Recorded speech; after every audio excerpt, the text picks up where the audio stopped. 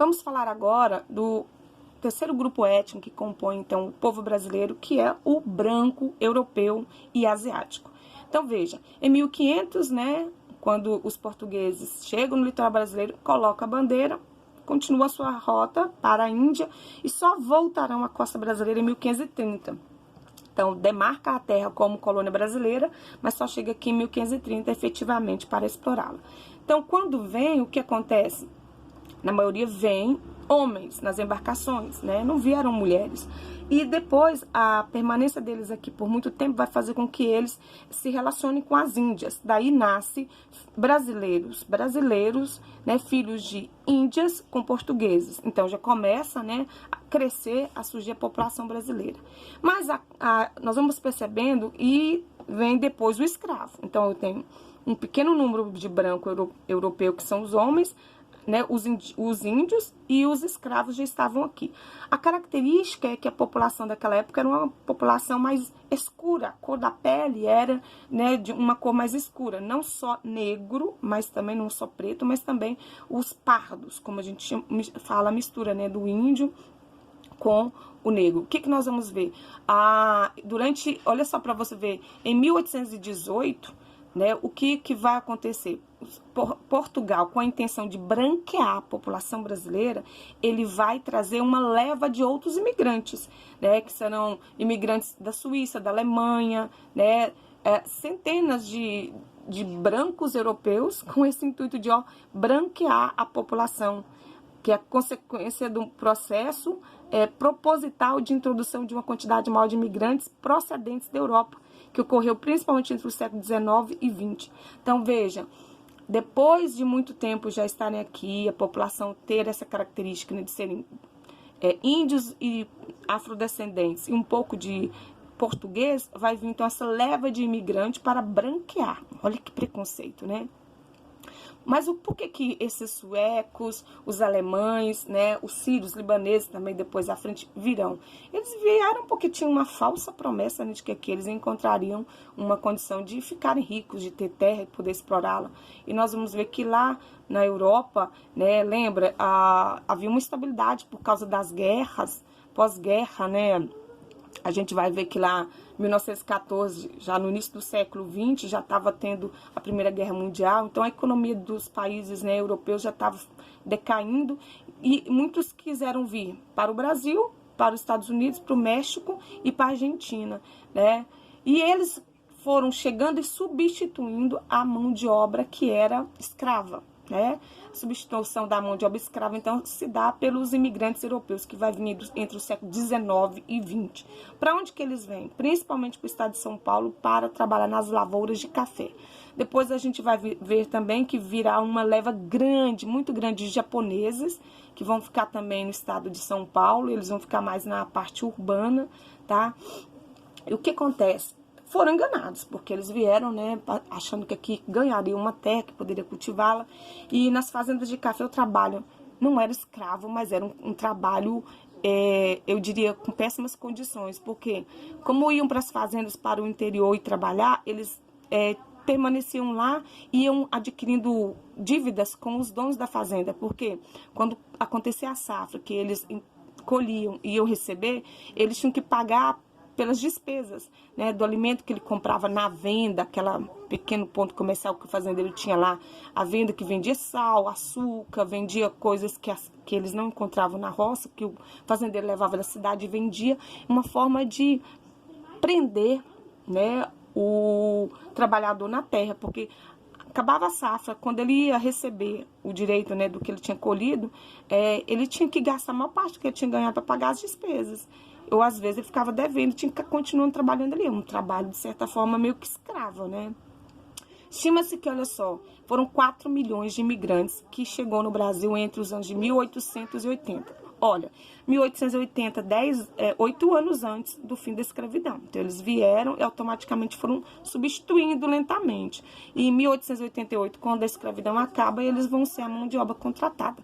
Obviamente que os escravos também continuaram nos seus trabalhos, né? Agora remunerado, mas também salários baixos. E essa leva, né, de 4 milhões se deu de 1880 até 1930. Quem eram? Além dos suecos, dos alemães, também vieram italianos, portugueses, espanhóis, japoneses, alemães, eslavos e sírios libaneses. Esses aqui ficaram alemães, eslavos, sírios libaneses, ficaram muito, né, no sul do Brasil, que outra ideia é que as terras que hoje a gente chama, né, Paraná, Santa Catarina, Rio Grande do Sul, eram terras no sul que também estavam sujeitas à invasão da Argentina e do Paraguai, que tinham um desejo de tomar aquelas terras para ter saída, né, para o mar, pelo Atlântico. Então, houve a guerra no sul, né, e houve essa intenção de levar esses milhares de imigrantes para lá, para ocupar, para impedir assim, a invasão dos países vizinhos da região da Platina, tá? Em 1929 foi a grande crise mundial, né? Foi quando começou a ter uma queda da imigração, né? Veja, alguns fatores contribuíram para que houvesse uma diminuição no número de imigrantes, né? De 1930 para cá, né? Primeiro que as promessas de que eles ganhariam que terra, poderiam enriquecer, ter uma vida boa, não existia. Porque ganhava uma terra e não tinha dinheiro para poder explorá-la, não tinha como ficar rico. A crise de 29 mundial, né, fez com que o preço do café caísse. Vocês devem estar lembrados, devem ter estudado história. O café era o nosso principal produto exportador e que garantia uma economia, né, estável. O país lucrava muito com o comércio do café. A crise de 29, então, acabou com o preço do café no mercado mundial.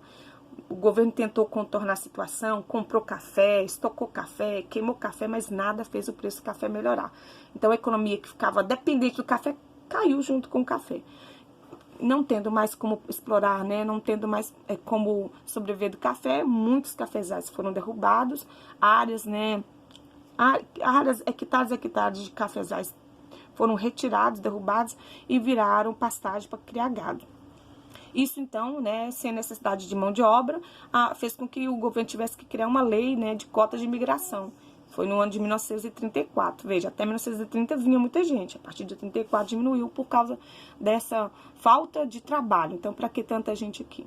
O que que acontece? Então, você viu aqui os 3 grupos étnicos, né, dos quais nós todos temos origem. Quando a gente faz o estudo, né, da árvore genealógica da nossa família, a gente vai encontrar isso. Temos um pé na Europa, pelos portugueses, temos um pé nas tribos indígenas, por causa dos índios, e temos também um pé, né, na África, por causa dos escravos, os afrodescendentes. Né? Quase toda a população ela tem essa característica de ser, né, formada a partir da mistura, né, desse grupo. Qual que é a estrutura da nossa população hoje? Quando eu falo estrutura, como nós somos divididos em que faixas etárias, por sexo, né? Por várias décadas, a taxa de natalidade aqui no Brasil sempre foi muito alta. Então, você vê aqui, ó, taxa de natalidade é a média que tem de filhos uma mulher. Se você olhar para a sua família mesmo, sua bisavó tinha em média 11, 12, 13, 14, 15 filhos. Seus avós tiveram 6, 7, 8, 9, 10. Mas se você olhar para a sua própria família agora, né, a média caiu bastante, né? É uma característica da formação, né, da população de um país, principalmente no caso do Brasil, um país que vai desenvolvendo-se economicamente ao longo do tempo, possibilitando as pessoas estudo, melhoria de vida, possibilitando as mulheres fazerem elas mesmas um planejamento familiar. O que é isso? Ela escolhe quantos filhos ela quer ter. Então, dá uma olhadinha nesse gráfico bem interessante. Ó, a evolução da taxa de natalidade do Brasil em percentual por 1000, ó, cada 1000. Na década de 50, a taxa de crescimento, olha, é bem elevada, 43,5, né? Na década de 60, o crescimento era de 44, né? Aí você vai vendo que 43, aqui houve uma melhoria, e você fala, por que aumentou aqui? Porque a partir da década de 60 eu vou ter uma melhoria na questão urbana, infraestrutura, as cidades vão ter asfalto, água tratada, energia, e mais oferta de médico, de hospital, sabe, de postos de saúde e principalmente de vacina, tá? Isso vai garantindo, né, um crescimento maior de crianças, porque as crianças agora, as mães as crianças sobrevivem, a taxa de mortalidade reduz, tá? Na década de 70, você vê que houve uma queda bem acentuada, por causa do quê?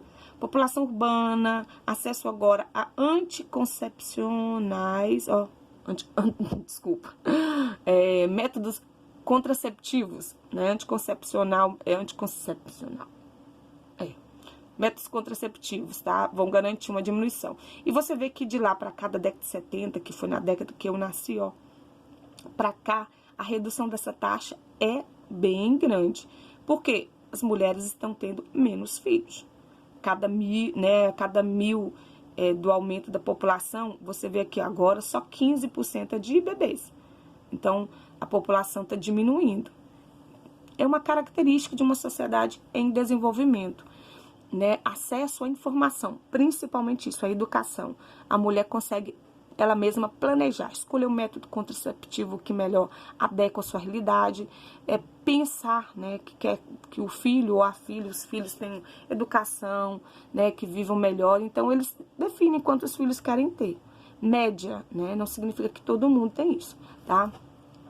Agora, a evolução da taxa de mortalidade. O que é isso? Outro resultado, se você tem mais acesso à água tratada, rede de esgoto, hospital, tratamento, vacina, são crianças, então, que correm o menos risco de morrer até os 2 anos.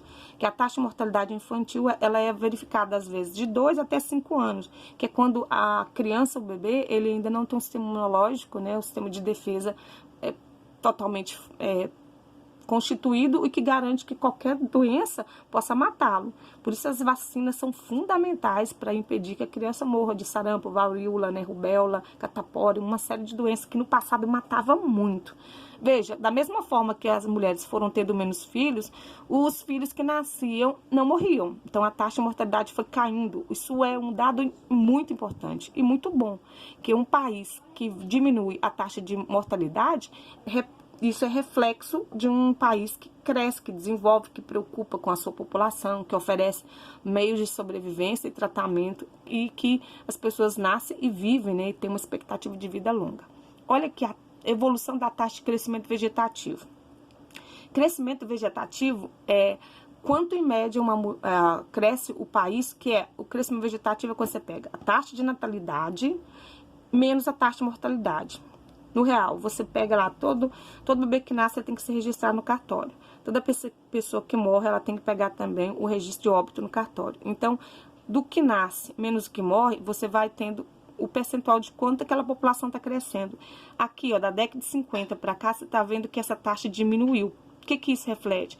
Que as pessoas estão tendo menos filhos. E que a população também está vivendo mais. Olha para você ver, o crescimento em 2010, que foi quando foi feito o último censo, foi a menos de 1% o crescimento da população brasileira. Por isso que a gente diz que hoje o Brasil vive um processo que chamamos de transição. Não somos um país que cresce, né, que tem uma população que aumenta muito, mas também ela não é um país que deixou de crescer. Nós estamos num período de transição. Porque deixar de crescer, deixar de ter nascimentos é péssimo. Porque a população naturalmente vai envelhecendo. E se não tiver jovem, quem é que vai sustentar a economia do país? De onde virá a mão de obra? Quem serão as pessoas que vão contribuir para o INSS, o sistema previdenciário que garante que quem tem mais de 60 anos é considerado idoso, ele vai, a partir dos 60 e 65 para frente, ele vai poder ter o direito de aposentadoria, deixar de trabalhar. Se não houver quem trabalhe no lugar dele para sustentar o sistema previdenciário, isso representa um caos para o governo que não conseguirá pagar, né, esse número que vai só aumentando de aposentados, então, e sem ter quem contribua. Então, dá uma olhadinha na pirâmide etária, que é importante a gente olhar para a pirâmide etária e compreender como funciona. Quando a pirâmide etária, o que é a pirâmide etária? Primeiro, ela representa aqui o número da população de um país, sempre dividido ao meio por sexo. O direito é sempre o sexo feminino, o esquerdo é masculino. Aqui no meio, geralmente vem aqui as faixas etárias aqui no meio. Nesse caso desse gráfico, tá aqui ao lado, ó. Cada barra que você encontra aqui corresponde a uma faixa etária. Aqui a taxa de natalidade, ó, os recém-nascidos, que são 0 anos, até a primeira infância, 4 anos. É aqui que eu falei, né, que é o perigo da mortalidade infantil, porque é quando a criança ainda está com o seu sistema imunológico ainda não está pronto. À medida que você vai avançando, eu chego aqui, ó, 60 anos, essa faixa etária aqui, ó, tá vendo? Dos nascidos aqui, os que nasceram aqui, a perspectiva de chegar aos 60 foi muito ruim. Essa pirâmide etária aqui do Brasil foi de 1980, em milhões. Quando eu tenho um país que tem essa pirâmide etária bem parecida com uma pirâmide mesmo, bem triangular, eu só em ver o formato, eu vou já perceber que é um país subdesenvolvido. Só pelo formato eu vejo base larga, topo estreito. Uma taxa de natalidade alta, mas uma mortalidade também alta, porque as pessoas vão morrendo ao longo da vida por falta do que é aquilo que eu chamei de básico, né? Infraestrutura, hospital, atendimento médico, vacina. O Brasil, até a década de 80, você percebe que a nossa população estava, né, dividida, como você vê assim, ó, nessas idades, como você vê, o que falava claramente que até a década de 80 o país era subdesenvolvido, né? O país tinha sérios problemas no atendimento à saúde da primeira infância, à adolescência, né? As pessoas tinham uma expectativa de vida muito baixa, ó, pouca gente chegava, né, aos 60 anos, até a década de 80. O que aconteceu a partir da década de 80? Melhoria em todas as áreas que eu falei. Se você olhar agora, ó, a pirâmide etária do Brasil de 2010, ela não se parece mais tanto como essa. Ela já está distorcida. Você percebe primeiro pela base que foi diminuindo, tá? E essa base aqui, olha só, o que acontece? Aqui ela ia diminuindo porque era o número de mortos. Aqui não diminuiu, muito pelo contrário. Ela foi ampliando, ampliando, ampliando. Olha que os 60 anos como aumentou. Expectativa de vida no Brasil hoje, ela é muito diferente, né? Nós temos uma média de 76 anos, em média, vivem os homens e 78 as mulheres. E a perspectiva é que isso vai aumentando ao longo do tempo. Por quê? Porque hoje o acesso à saúde, à educação, à alimentação, a tratamentos, a vacina, melhorou muito. E a perspectiva é de que vá melhorando e nós brasileiros consigamos viver cada vez mais, viver bem. Então veja aqui para você ver a evolução dessa expectativa de vida, de quanto a gente vai viver. Aqui tá por décadas, ó. Olha como era triste, né? Quem nasceu na década de 40 tinha uma média de vida de 41 anos. Na década de 50, 45, ou seja, se eu tivesse nascido, ela já estava morta. Na década de 80, como a gente viu lá, né, a média só de 62 anos. E 2014, quando a gente tem o último dado aqui, ó, 75 anos. Entendeu? Então, e hoje já subiu essa expectativa aqui de vida do Brasil, já é maior do que essa de 2014. E como em outros países desenvolvidos, o Brasil também tem evoluído, né, para um prolongamento dessa expectativa de vida. Consequência, né, de tudo isso que eu falei, melhoria em todas as áreas. Se as pessoas vivem mais, as pessoas também têm planejado melhor a sua vida. Aqui uma ilustração bem interessante, ó. Como é que eram as famílias na década de 60? Numerosas. Na década de 80, bem menos. No ano 2000, olha só. E a projeção agora para esse ano? Né? A média hoje, né, das famílias brasileiras é que elas têm um filho. A média. Né? É óbvio que eu vou ter algumas famílias em algumas regiões brasileiras, né, mais pobres, né, ainda um pouco mais numerosas, com 3, 4 filhos, mas em média, né, é um filho por casal, no máximo 2. A gente fizer uma avaliação, um quiz rapidinho na sala de aula, a gente percebe isso, tá? Agora, essa população brasileira, aqui você tem, ó, a tabela da taxa de fecundidade, como foi caindo, ó, quantos filhos por mulher, taxa de fecundidade, ou quanto as mulheres tinham filhos, né, quantos filhos já tinham em média. Em 40 tinha 6, 56, em 60 ainda 6, no ano que eu nasci, a década de 70, na década que eu nasci já eram 5, minha mãe teve 4, ó. Na década de 80, 4, e foi reduzindo, e hoje, né, como eu não falo um filho e meio, 1, tá? E essa população? Vamos falar agora no próximo vídeo, onde viviam, né, onde vivem esse povo brasileiro. Até a próxima aula!